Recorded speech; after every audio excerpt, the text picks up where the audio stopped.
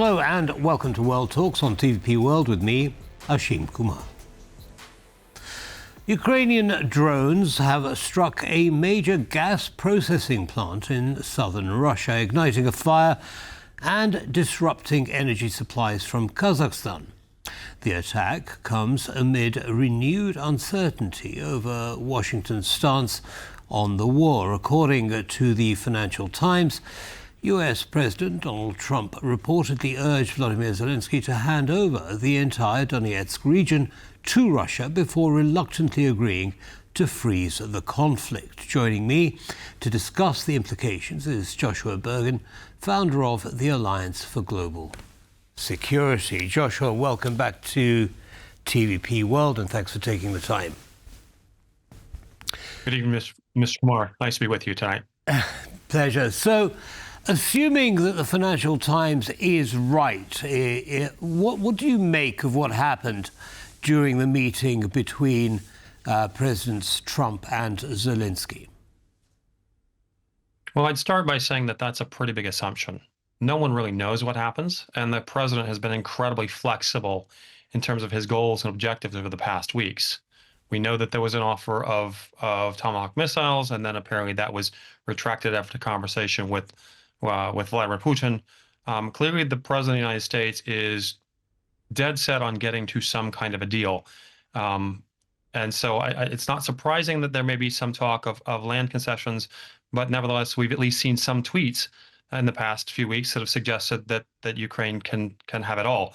So it's not clear at the moment what to take away from all of this, other than it's probably smart for all the parties to be engaged in dialogue of some sort.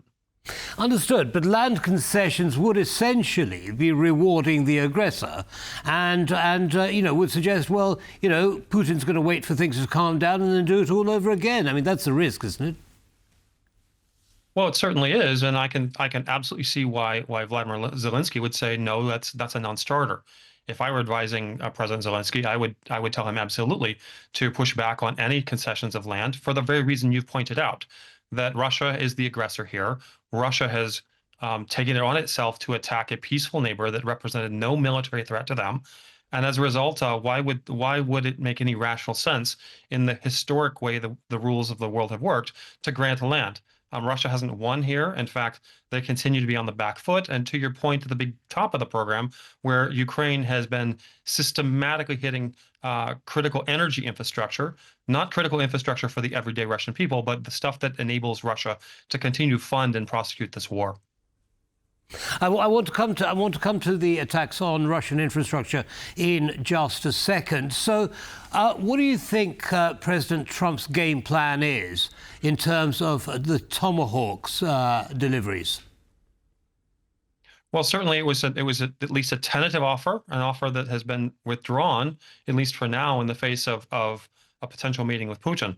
What I've watched over the past years, and my sort of observations of Russia date back nearly 30 years now, is the degree to which the Russian president has absolutely disrespected, practically spat in the face of the U.S. president over and over again, and the degree of long suffering that President Trump has for these antics. At this stage of the game, with Russia continuously being put on back foot, in my view, again, if I were advising the president of the United States in this case, I would say to be far more robust and determined towards Russia stopping this war as opposed to negotiating with Russia. Russia has an obligation, or Russia could be obligated through a combination of pressures, both Ukraine's, the United States, Europe, etc., to step back, even if it's not in Putin's, even if he doesn't perceive it as being in his interest in the short term. Yeah, but President Trump isn't doing that, sadly. He does seem to be wavering in his attitude towards Putin and it seems to be holding out the olive branch time after time, even though it's been pushed away by Putin, who simply ignores any discussions on a ceasefire. So what do you think President Trump's goal is likely to be when he next meets with Putin in Budapest? Well, my strong sense is the president wants a peace deal vis-a-vis the sort of thing he had in the Middle East, again, as he's campaigning towards the Nobel Peace Prize.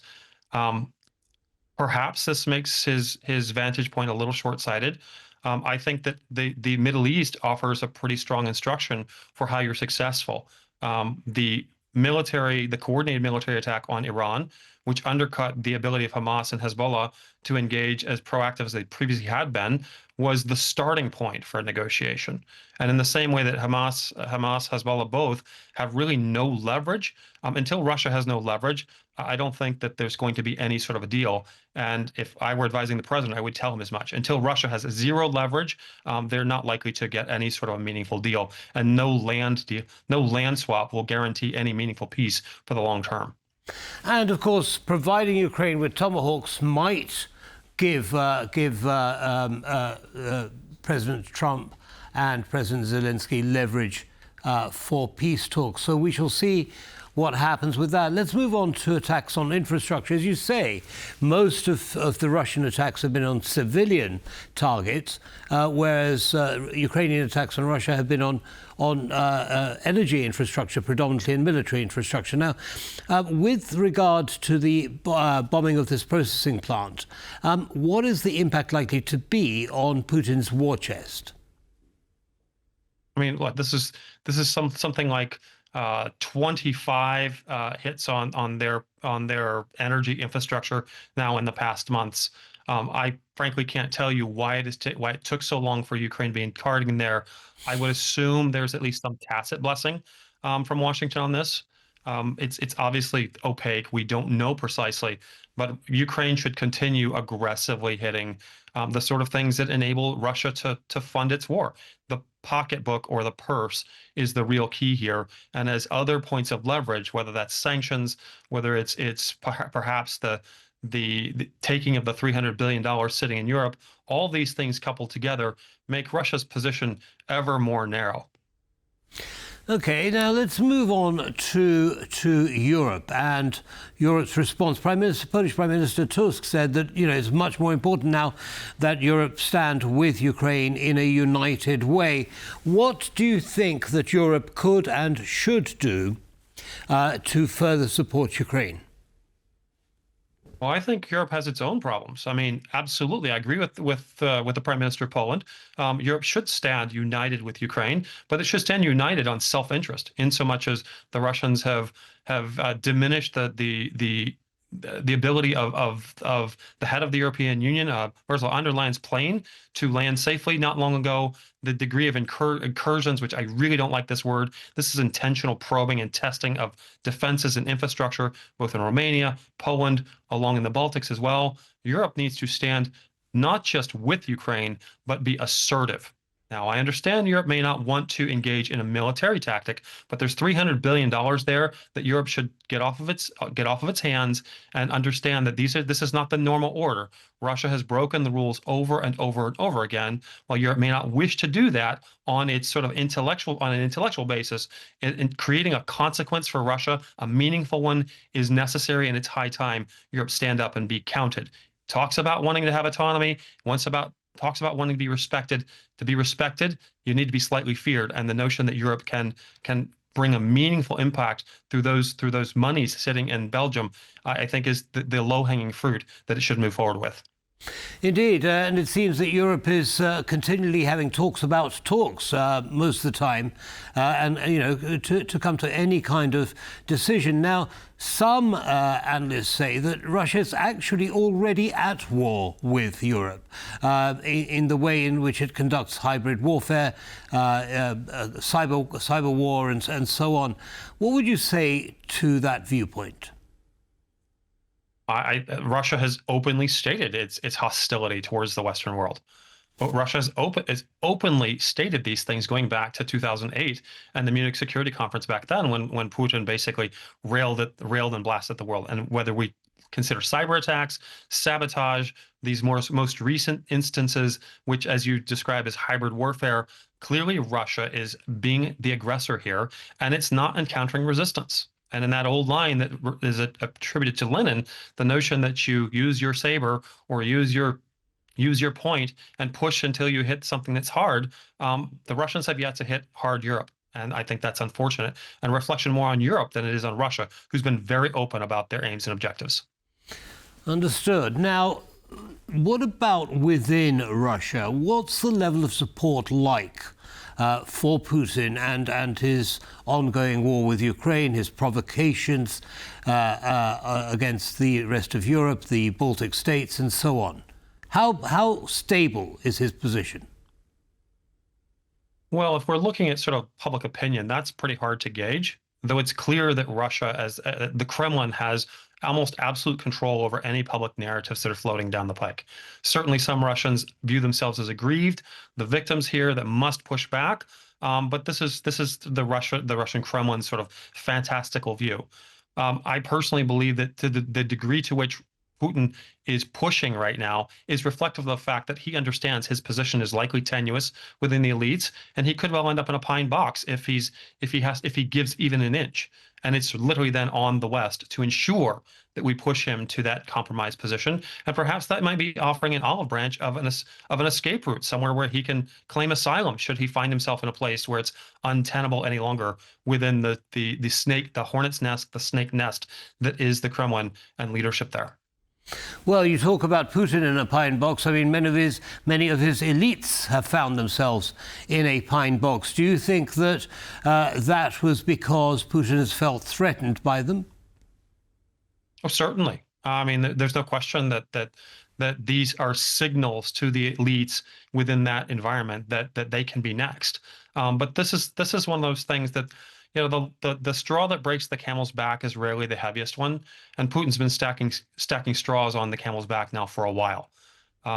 There's no question that his peers and allies internally are missing a world in which they were able to make money throughout the world, travel comfortably, be respected, and right now they simply aren't able to do that. Is it too late for Putin to pull out of this war without, I mean, surely he risks losing position, perhaps even his life, but also losing face. Is he trapped as things stand at the moment? I think it's fair, which is why I think that if the president of the United States and his entourage are being legitimate, they should be offering him an off-ramp. Putin may well choose to die rather than taking that off ramp, but in my view, it's something that should be on offer, in the sense that he's lost face. Whether his people are acknowledging this publicly or not, it's clear that Russia is now in a diminished position than where it was three and a half years ago, and someone will likely pay a price for that. Putin is the first in line.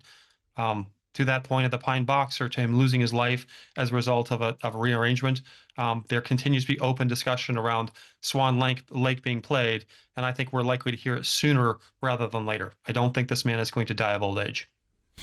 Understood. Well, in the last few seconds that we have left, Joshua, what do you think President Zelensky's next move should be? I think President Zelenskyy needs to continue to press in every possible corner his allies and those that have any interest in supporting him. I think Zelenskyy needs to continue to be tactful in the context of the U.S. presidency. I noticed again he showed up in a suit yesterday, or on Friday. This is showing the sort of respect that's expected from the White House. But I think he should not back down. I think he should absolutely use every vehicle, every voice that shares his position and holds that Ukraine must win in this contest in order to make that happen, both in Europe, the United States, and elsewhere. Use your allies as well as your own voice. So keep standing strong. Joshua Burgin, as always, thank you very much for taking the time to join us. Have a good day. Thank you for having me tonight. Thanks. Bye now. That brings us to the end of this episode of World Talks. Don't go away, though. As always, lots more coming up. Goodbye.